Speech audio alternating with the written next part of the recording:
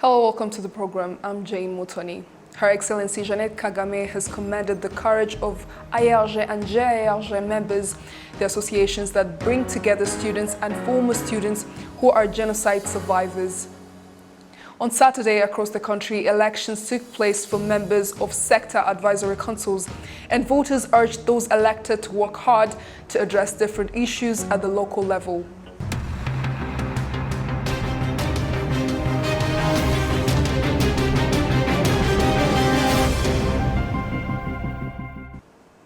A very warm welcome back to the news in details. Now, Her Excellency Jeannette Kagame has commended the courage of ARG and GARG members, the associations that bring together students and former students who are genocide survivors. Now, the First Lady of Rwanda made the remarks as two associations marked their 25th and 18th anniversaries, respectively.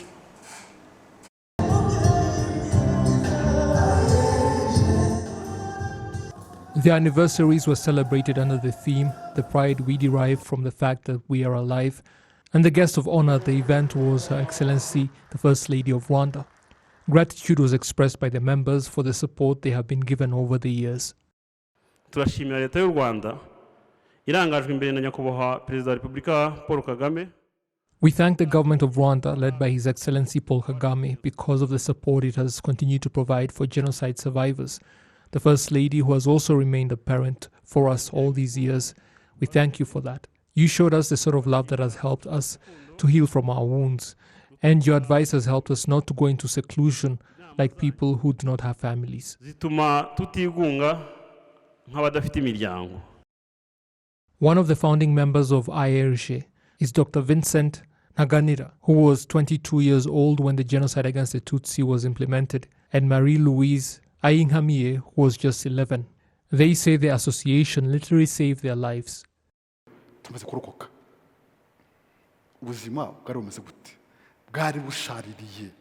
After we survived, life was very bitter, and we had no hope for life. There was a lot of tears and lamenting. So we decided to do something to help the RPF Inkotanyi soldiers that had saved us. We decided to become independent, strive to live and to love life while embracing it. And so we formed IRG.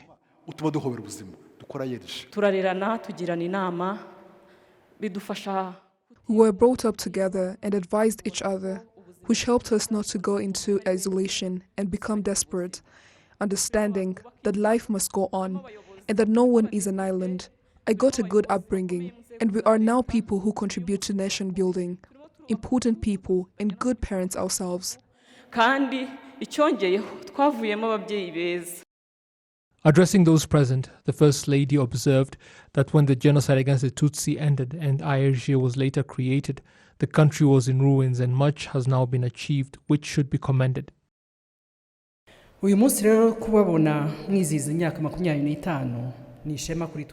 Seeing you all celebrating this 25th anniversary is a source of pride for all of us and gives hope for those who fought that you may live, and is proof that Rwanda is determined never to fall into darkness again. No genocide survivor saw it coming and could not have anticipated the way it would be implemented, and that is why dealing with its consequences required that people dig deep within themselves for solutions to deal with problems like trauma and strive to live well. Growing up in the families you formed among yourselves became a long-term solution for the problems you were facing at the time. Her Excellency Jeannette Kagame also commended the role IRG and GARG members play in commemoration activities and the way they strive in ensuring that genocide never occurs again. The initiative you undertook of remembering families that were completely wiped out with the theme, "You will never be forgotten because I survived," touches every heart, because those families indicate the veracity with which the genocide against the Tutsi was implemented. Remembering is therefore a responsibility that has no expiry date and will always be necessary. Fighting genocidal ideologies must go hand in hand with helping people in your age groups to understand our history, the youth to understand what the genocide that was perpetrated against the Tutsi was, resisting genocidal ideologies, and instead embracing the unity of all Rwandans, because that is what binds us. Resist anyone that may try to teach you hate, seeing beyond your personal pain. Accepting and living with the people who killed your loved ones was a bitter medicine to swallow, but from it came the seed that built up a truly powerful nation.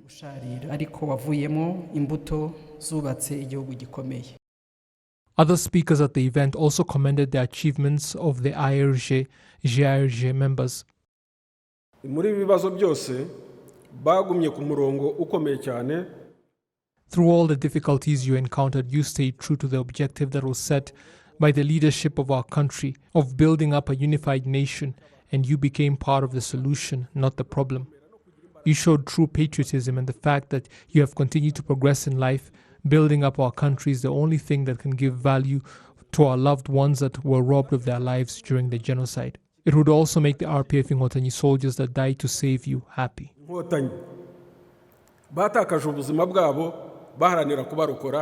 During the ceremony, the members also presented a gift for the President of the Republic and the First Lady, in gratitude for the way they helped to save them and the support they have continued to give them over the decades. Some of the achievements of the two associations highlighted during the event include the productivity of land spanning more than 120 hectares that was given to them by President Paul Kagame, up to 1,590 pieces of property lost during the genocide against the Tutsi that were recovered for the survivors, and the research that was undertaken to uncover that 15,593 families with their 68,871 members were wiped out during the genocide against the Tutsi. Some of the problems highlighted by IRG and GRG members include cases of severe trauma that have persisted, as well as unemployment among youth.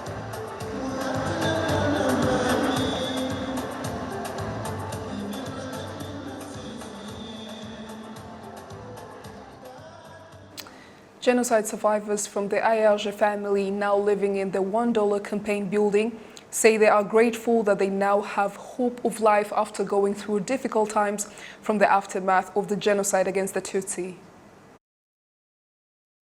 Nagiye muri ghetto biranga bigeraho nza kubana n'abantu baramfasha ariko bikaba ngombwa ko nkora imirimo yo mu rugo.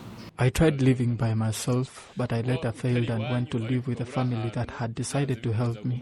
But I also had to do some household chores, since there was no housemaid to do it. It was beneficial to me, on the other hand, but also hectic since I was a civil engineering student. So I had less time to neither rest nor focus on my studies. I later got a chance, and IRG brought me here, and everything changed. All I had to do is to focus on my studies without any interferences. We have a computer lab where I got to learn more about my career. Dufite computer lab, ndaza njya kuri internet menya byinshi mu byukuri kubijyanye na career yanjye. Twaje nyine twaribabariye twarisonzeye turinza ntagaruka nanganaga. We came with a lot of miseries, but look how I now gained weight. Some people even think I'm a mother because I used to be slim due to a lot of stress and lack of appetite. Sometimes I used to sleep on an empty stomach. I lay in my bed and cry asking God, when will these difficult times pass? I got so excited when I received a call that they were going to bring us here. We thank our government, President Paul Kagame, and First Lady Jeannette Kagame. May God bless them. Even though we sometimes wish to thank them in person, but fail, we thank them for thinking about us. We also thank the RPF, because if it wasn't for them, we wouldn't be here talking about this.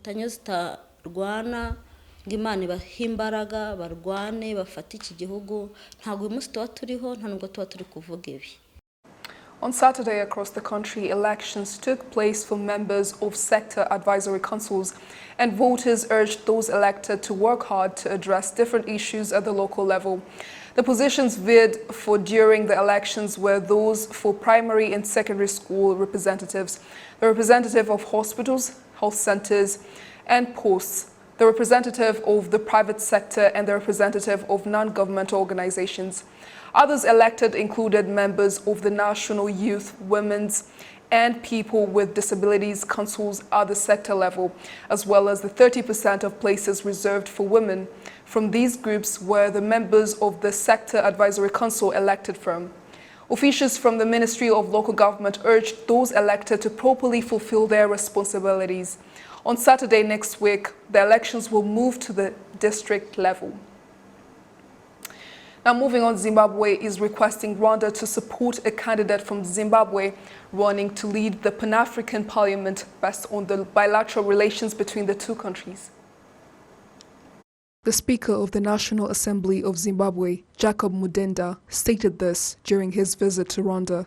The reason for the visit here in Rwanda was to exchange notes with my brother, President of the Senate here, on the outstanding elections for the Pan-African Parliament. And we did present to him the candidate who is sponsored by Zimbabwe and the Southern Regional Caucus, the Honorable Senator Chief Charumbira. The Senate President, Dr. Iyamuremye Auguste, says that based on the good relations between the two countries and good cooperation between the two parliaments, the Rwandan parliament will put the request under consideration.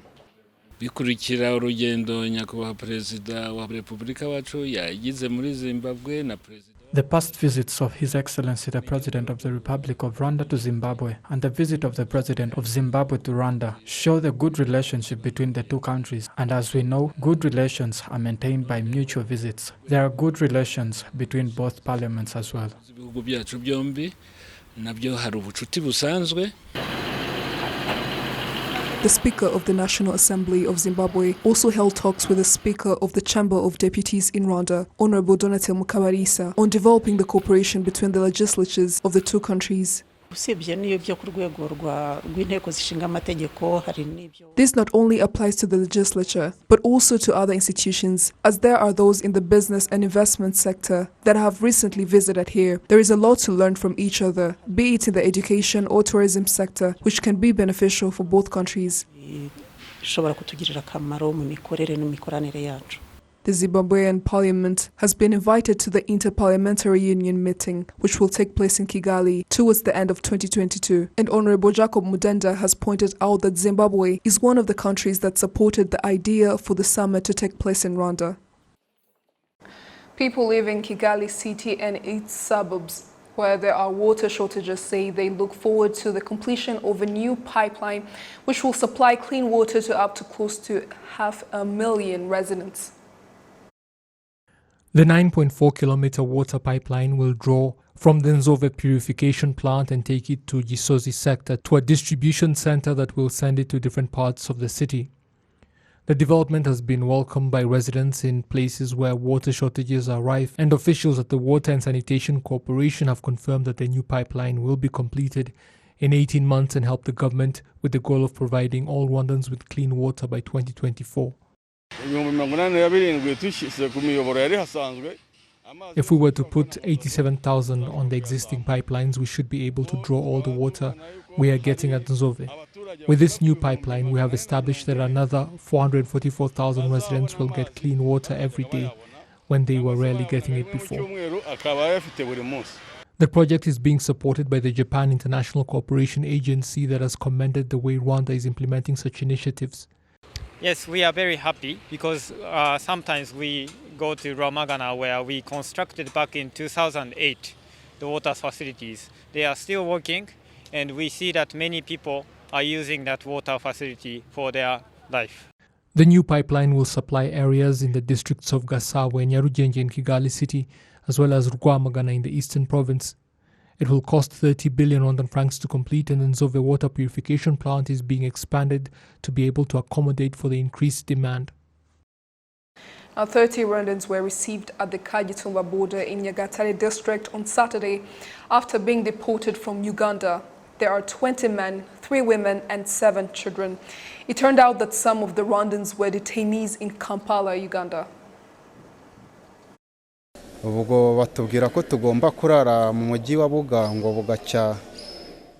They told us that we will be spending our night at Bugango city, as our documents will be approved in the morning for us to head to our homes. At 3 a.m., Some people came to arrest us saying that we migrated illegally, that we don't have any documents, but we told them that we do have them, except that they're at the immigration of Mogango and we just have to go back to pick them, of which they refused. And instead took us at the Nyachival station, and from there they took us to the military station in Imbarara, where we spent 5 days, and then we were put in jail for 5 months. Afterwards, they brought us back to the military station in Imbarara. In prison, we were treated so badly, and recently where they had put us, we were not getting food. We are all hungry.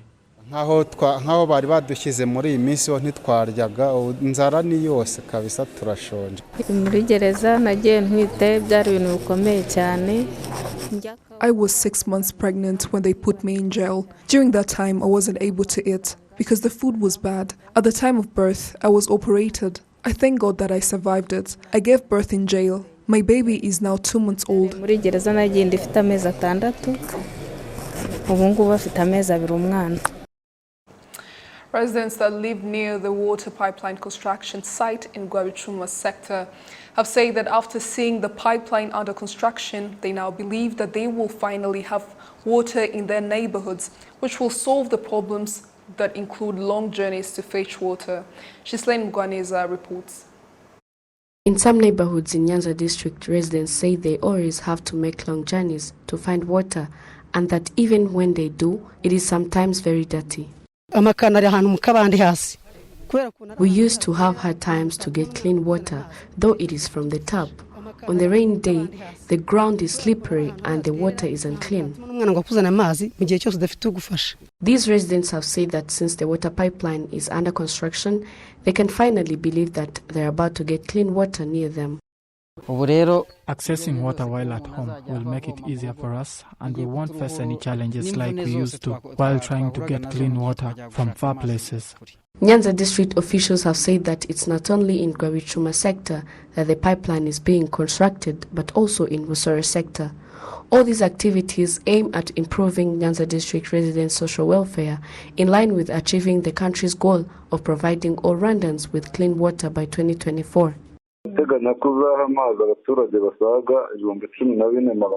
We are planning to supply water to more than 14,350 residents that live in 3,628 homes. The pipeline will be extended to Chaba Kamyi sector. We think that we shall be on 90% when we get done with the construction. There are other plans ahead that will be accomplished according to the district's financial capacity in order to meet the 2024 goal that President Paul Kagame set. The Gahombo Busoro Manga Gishiche Nyabinyenga water pipeline covers 35 kilometers and will supply water to more than 14,000 residents. The pipeline is expected to be finished by May 2022. It will then continue to Chabakami sector, covering another 69 kilometers, with more than 2 billion Rwandan francs spent on the construction. 86% of Nyanza residents can access clean water. It is expected that after the construction, 90% will be able to do so. Well, there you have it. On behalf of the entire news production team, thank you for your company. I'm Jane Mutoni. Bye for now.